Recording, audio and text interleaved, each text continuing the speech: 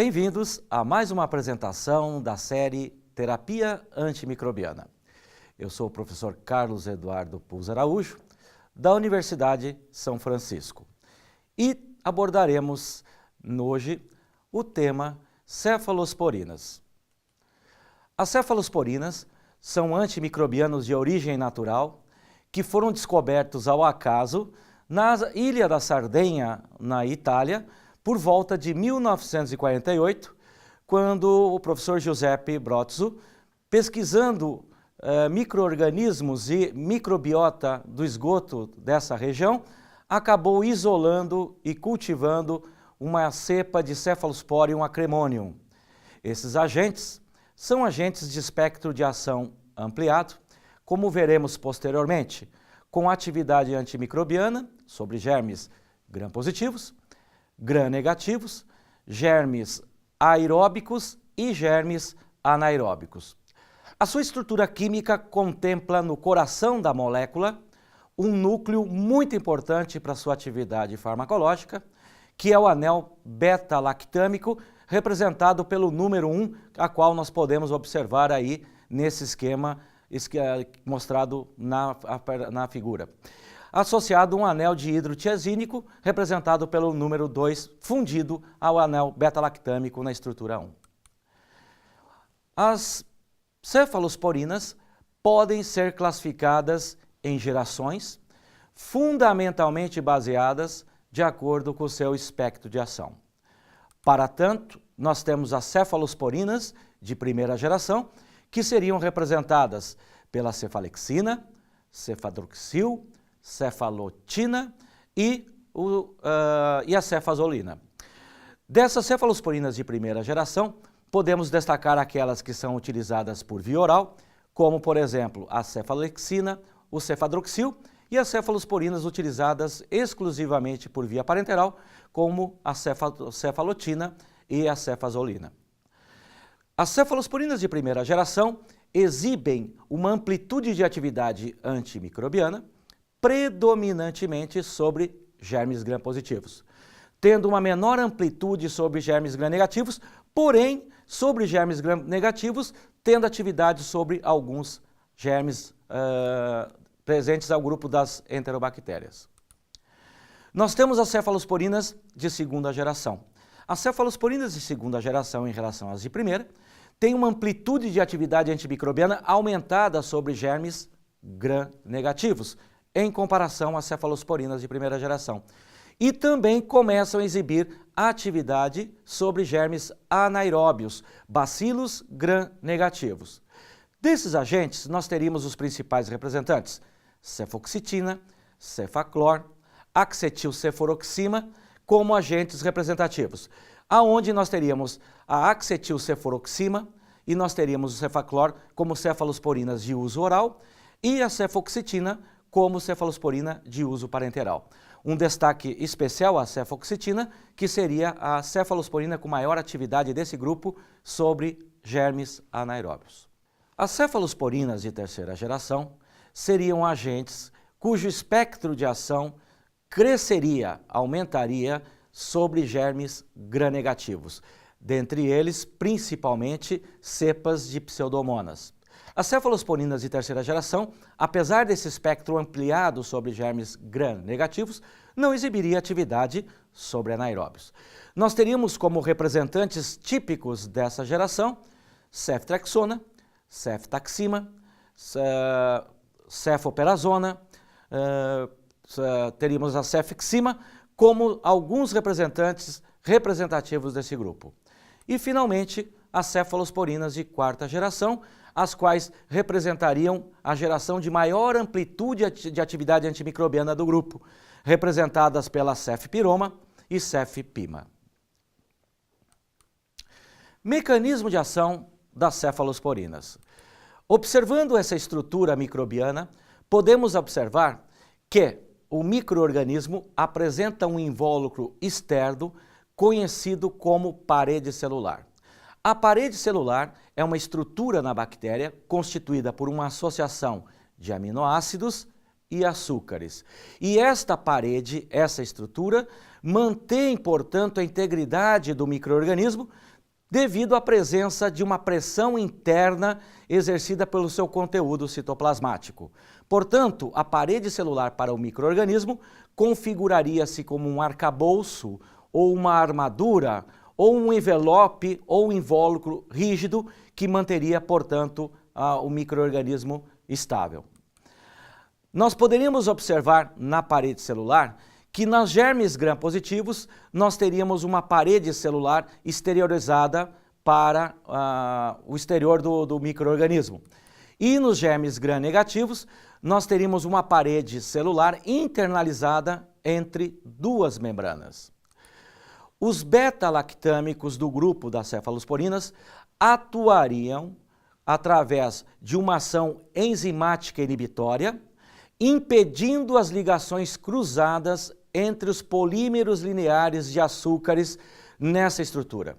Nós podemos observar nesse esquema que nós temos o NAG, que é o açúcar N-acetilglucosamina, que ligaria-se ao NAN, ácido N-acetilmurâmico, a qual nós teríamos aminoácidos ligados ao NAN, L-alanina, D-ácido glutâmico, L-lisina, D-alanina, que faria ligações cruzadas com pontes pentapeptídicas de glicina com alaninas em regiões estratégicas da parede do micro-organismo.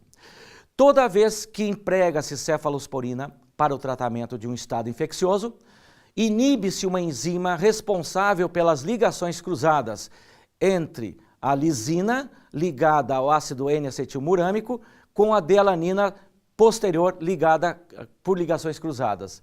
Essa inibição dessa enzima chamada transpeptidase proporcionaria a fragilização da parede celular do micro-organismo, na medida em que mureinases, enzimas de lise, atuariam fazendo a fragmentação da parede para que a mesma pudesse crescer num micro-organismo em desenvolvimento. Bem, qual a consequência desse efeito? Nós teríamos a fragilização da parede celular e, consequentemente, o micro-organismo entraria em lise celular, principalmente no período de divisão celular. Daí porque as cefalosporinas serem considerados agentes bactericidas. Porque, ao interferirem na síntese de parede celular microbiana, causariam, portanto, a inviabilidade celular do micro-organismo. Usos clínicos das cefalosporinas seriam norteados principalmente através da sua geração. Cefalosporinas de primeira geração são muito ativas contra cocos gram-positivos e têm atividade moderada contra Escherichia coli, Proteus mirabilis e Klebsiella pneumoniae adquiridos na comunidade. Não tem atividade contra hemófilos influenza, estafilococos resistentes à penicilina oxacilina, pneumococos resistentes à penicilina, espécies de enterococos e anaeróbios. São apropriadas nos tratamentos de infecções causadas por Staphylococcus aureus sensíveis à oxacilina e cepas de streptococcus, mais comumente empregadas em infecções de pele, partes moles, faringite streptocócica. Infecções do trato urinário não complicadas, principalmente cistites, essa classe pode ser muito útil durante a gravidez, tendo em vista, pela categoria do FDA, ser B, ou seja, a droga muito segura na gestação. Infecções, pela sua baixa toxicidade, espectro de ação baixo custo e meia-vida prolongada, a cefazolina, uma cefalosporina de primeira geração, é um antimicrobiano recomendado na profilaxia de várias cirurgias em ambiente de centro cirúrgico. As cefalosporinas de segunda geração, como foi dito anteriormente, pelo espectro aumentado sobre germes gram-negativos e sobre anaeróbios, pode ter indicação principalmente para infecções por germes gram-negativos contra hemófilos influenza, Moraxella catarrhalis, Neisseria meningitidis e Neisseria gonorrhoeae. Apresenta também, como foi dito anteriormente, atividade sobre bacilos gram-negativos anaeróbios.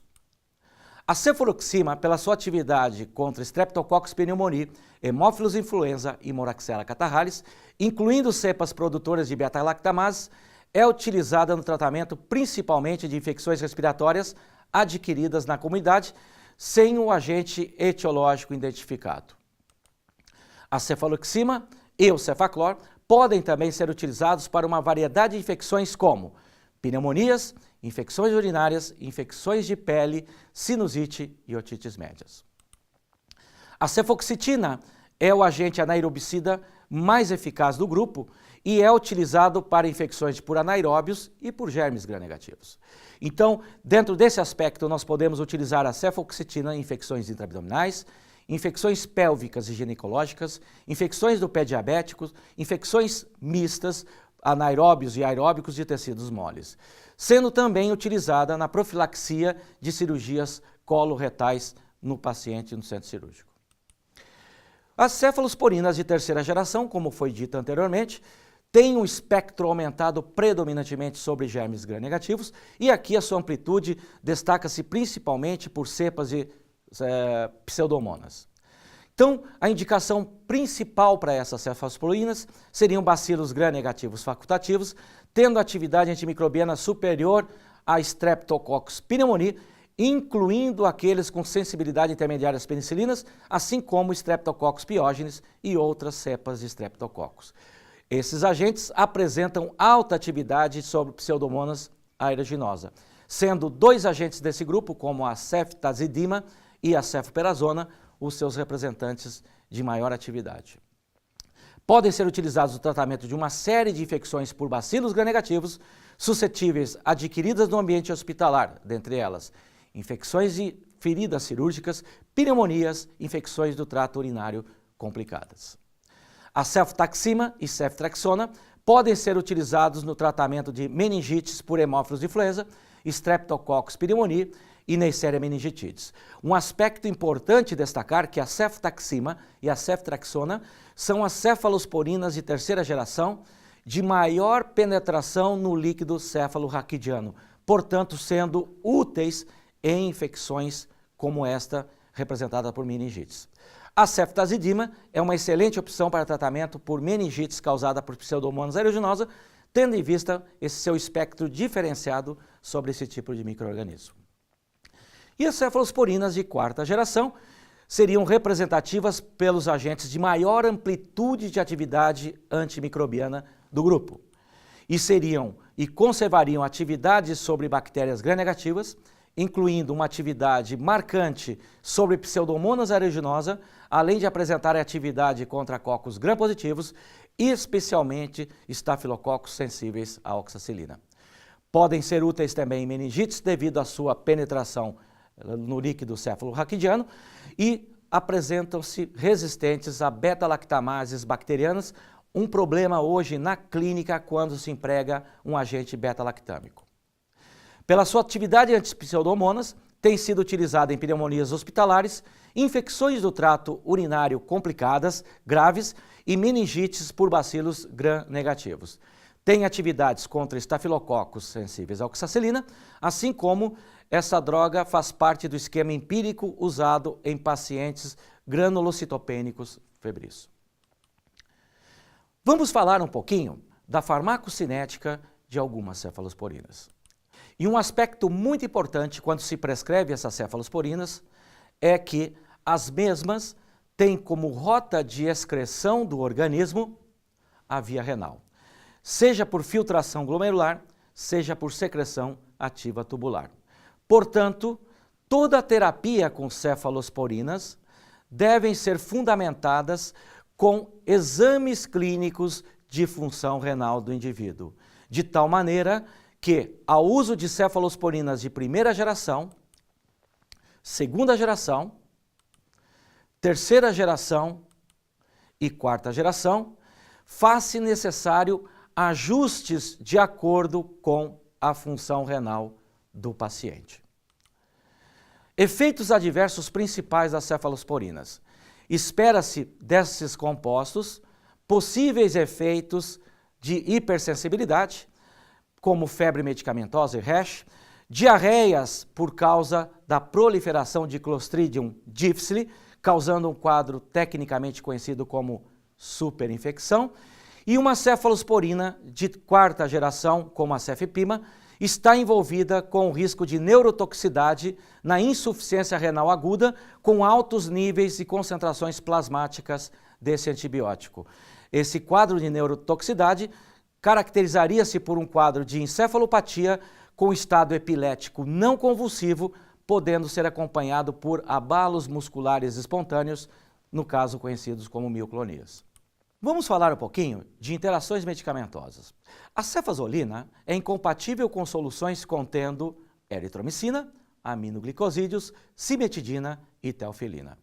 A cefoperazona, uma cefalosporina de terceira geração, é incompatível com álcool porque pode precipitar uma reação de intolerância ao álcool, conhecida como reação de Sulfiram-like.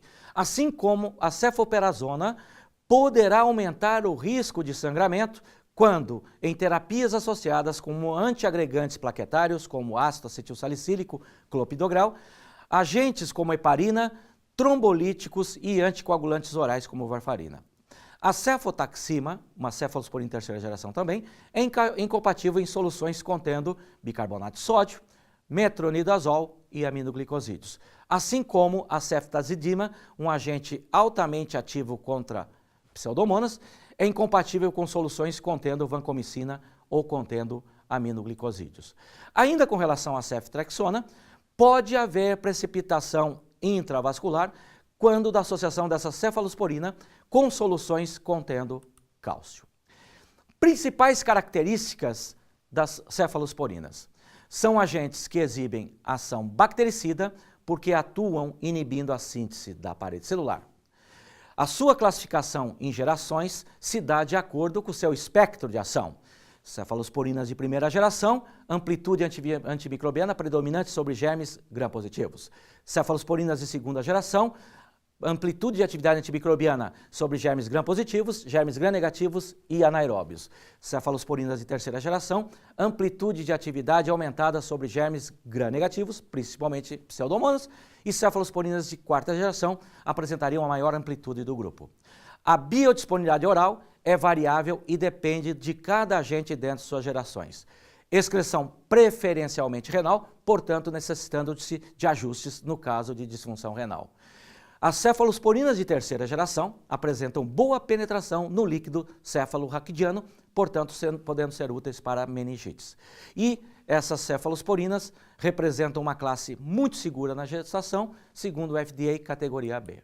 Termino essa apresentação falando a respeito de um material complementar que pode ser muito útil para aqueles que queiram aprofundar-se nos temas. E até uma próxima série.